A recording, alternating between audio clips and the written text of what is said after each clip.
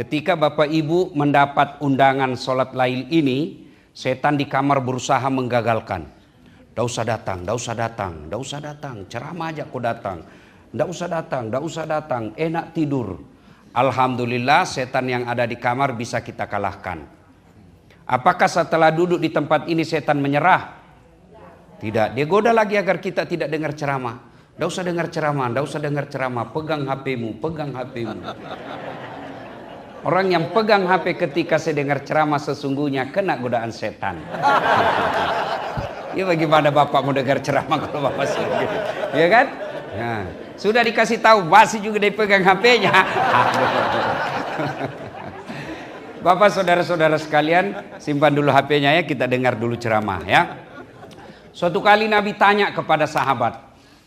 Sahabat itu Bu, perlu Ibu Bapak ketahui, tidak semua yang hidup sama Nabi disebut sahabat. Sahabat itu satu, hidup sesamaan dengan Nabi. Sesamaan dengan Nabi. Syarat yang kedua, ketemu dengan Nabi. Saya sesamaan dengan Pak Samsi Ali. Tapi tidak pernah ketemu, tidak boleh disebut sahabat. Sesamaan sama Nabi, tidak pernah ketemu, bukan sahabat. Yang ketiga, setelah itu beriman kepada Nabi. Ada orang sesamaan dengan Nabi, ketemu dengan Nabi, tapi tidak beriman kepada Nabi. Siapa? Abu Lahab. Syarat yang keempat, matinya tetap beriman kepada Nabi. Itu disebut sahabat.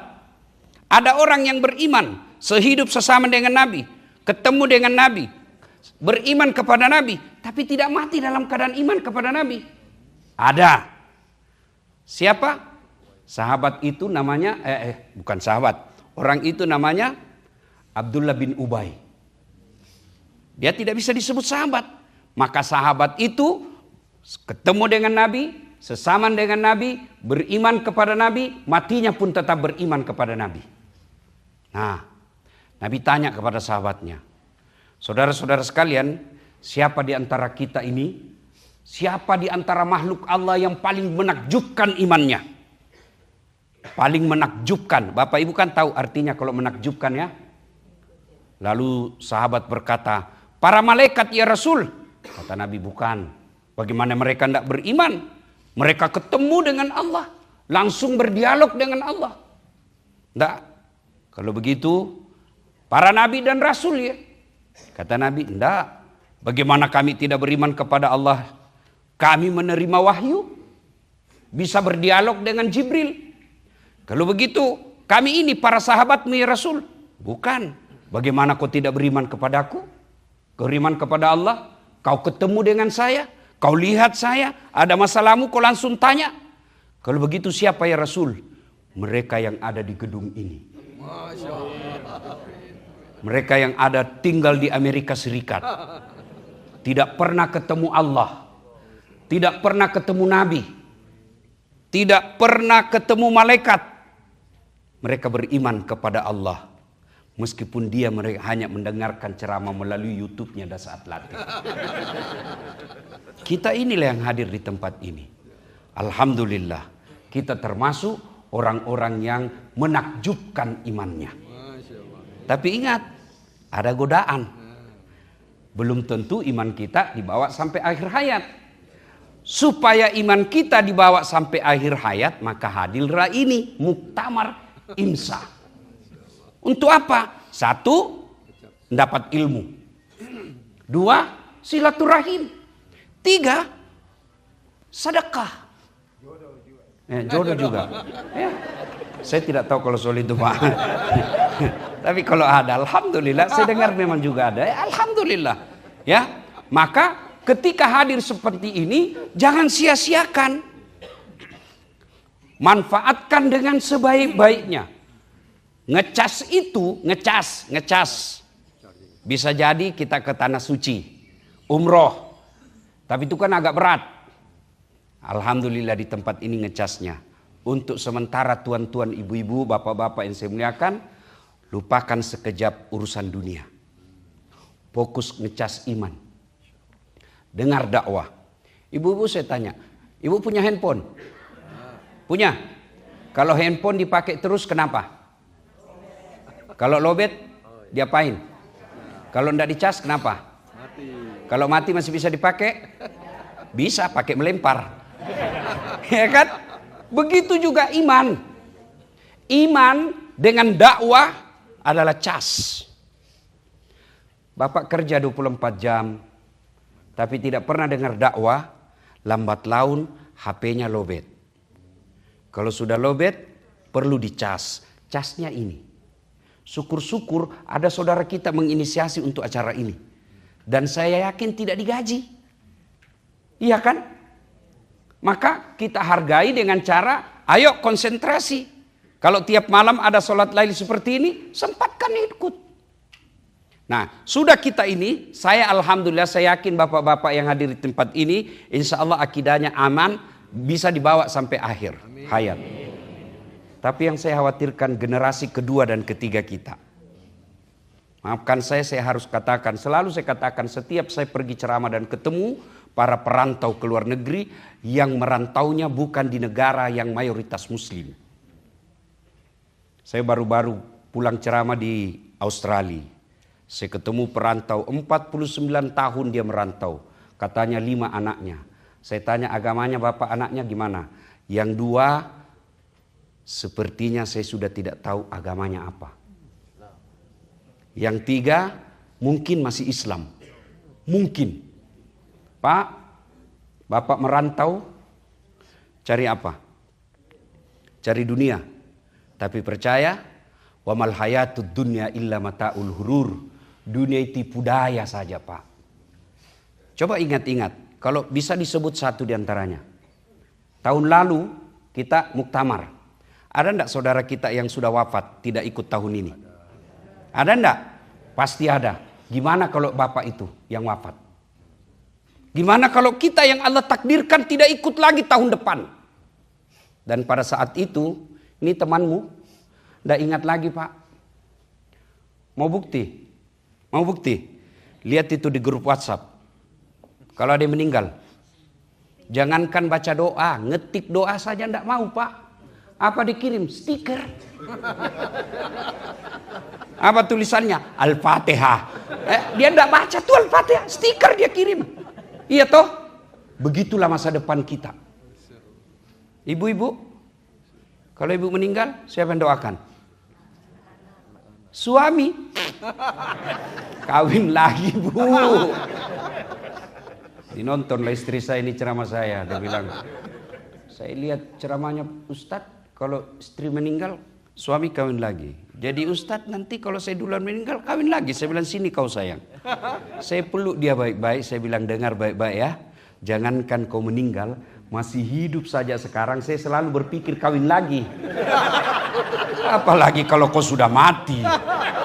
Ya, siapa yang doakan kita saudara-saudara? Anak. Saya heran lihat orang tua zaman sekarang. Anaknya ulang tahun bisa dia bawa kemana-mana.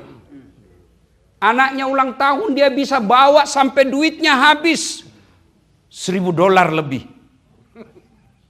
Tapi kenapa ketika pengajian seperti ini kita tidak mampu bawa anak kita? Saya yakin Bapak aman dah akidahnya sampai ajal. Anak. Oke, anak masih. Cucu. Seorang manusia kerjanya apa? Budak. Waktu sampai jam berapa Pak? Habis? Hah? 10 menit lagi. Ibu tahu namanya budak? Hamba sahaya. Beda pembantu Ibu. Kalau pembantu digaji, dia boleh pergi dari pekerjaannya. Tapi hamba sahaya itu hak milik.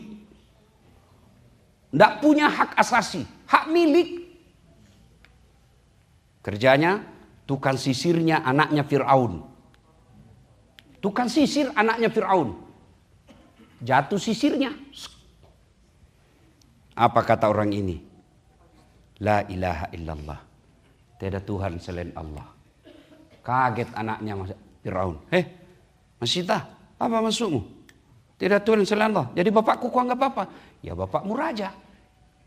Tuhan, ya Allah. Saya lapor kau. Silakan. Kau tidak takut? Tidak. Silakan. Lapor anaknya. Pace. Bapak-bapak, supaya bapak tidak ngantuk. Supersip, pelanggaran besar ini. Apa? Masa Masita bilang, kamu bukan Tuhan, kamu hanya raja. Lapor. Oh, panggil Masita. Masita, menurut informasi, kamu katakan la ilaha illallah. Jadi saya apa? Ya kau raja. Bahaya ini akidahmu. Keyakinanmu seperti ini mengancam posisi saya sebagai Tuhan. Saya sogok kau. Enggak. La ilaha illallah. Masita, saya hukum kau. Silakan. Satpol PP. Seandai saja sekarang. Ajudan. Kalau ajudan. Pasukan. Kumpulkan semua keluarganya Masita. Kumpul anaknya. Kumpul suaminya. Masita, kalau kau tidak mau ubah keyakinanmu itu, saya rebus anakmu. Silakan. Ibu macam apa ini? Firaun, jangan kau ajari saya soal cinta kepada anak. Dia hidup dalam rahimku 9 bulan. Kulahirkan antara hidup dan mati. Tidak mungkin saya tidak cinta kepada anakku. Tapi cintaku kepada anak tidak boleh mengalahkan cintaku kepada Allah. Direbus hidup-hidup, menggelepar anaknya, kata Masita. Nak, sampai jumpa di akhirat, di sorga Allah. Masita, Firaun giling kepala. Oh, hebat juga nih Masita. Suaminya lagi direbus. Kata Firaun, kau tidak sayang suamimu? Firaun. Jangan bicara soal cinta. Tidak mungkin saya terima lamarannya kalau saya tidak cinta sama dia. Tapi cintaku kepada suami tidak boleh mengalahkan cintaku kepada Allah. Bang, maafkan saya. Goodbye my darling. Tidak ada dalam kitab itu Pak. Ya. Berangkat. Kagum Firaun. Masita, bukan cuma anakmu. Bukan cuma suamimu. Kamu sekalian saya rebus. Pasukan. Ikat Masita. Apa kata Masita? Tidak usah kau ikat. Saya turun sendiri. Turun ke dalam bejana. Menggelepar wafat satu keluarga. Malaikat kagum. Lalu Allah katakan, coba kau lihat. Karena cintanya kepada Allah. Cintanya kepada aku. Akidahnya kuat. Allah balas. Apa balasannya? Subhanallah. Ketika Nabi Isra dan Mi'raj. Nabi mencium bau harum yang tidak pernah beliau dapati di dunia. Lalu Nabi bertanya. Wahai Jibril, bau apa dia? Arwah para Nabi? Bukan. Para Rasul? Bukan. Siapa dia? Arwahnya Masita dan keluarganya. Cukup sampai di situ penghormatan Allah? Tidak. Sampai sekarang ini Allah muliakan. Gimana cara muliakan? Sampai detik ini berapa banyak perempuan namanya Masita. Sebaliknya Firaun. Gagah perkasa. Hebat.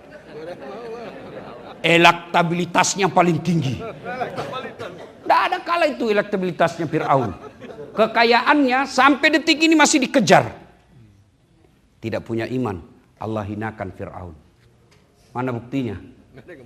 Pak, Firaun itu sudah dideklarasikan dalam Quran haram masuk surga.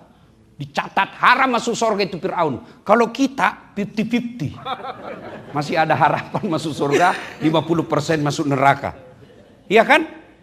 Cukup di situ murka Allah? Tidak. Sampai detik ini Allah murka. Dihinakan Firaun. Tidak ada orang mau kasih nama anaknya Firaun. Jangankan kasih nama anak. Bapak aja saya bilang Firaun kau marah Pak. Maka inilah yang penting kita pelihara. Iman. Cara memelihara iman itu.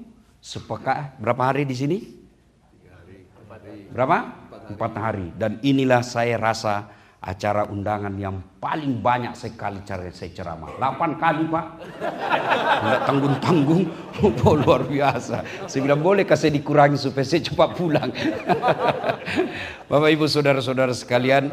Mari manfaatkan kesempatan ini. Rehat sejenak urusan dunia. Tingkatkan kecintaan kita untuk melihara iman. Dengar dakwah. Ikut-ikut zikir. Ikut tausiah. Ikut sholat malam. Selebihnya tawakal ilallah. Mudah-mudahan kita mendapatkan hidayah di tempat ini. Balik anak-anak kita, keluarga kita, imannya kokoh, imannya kuat.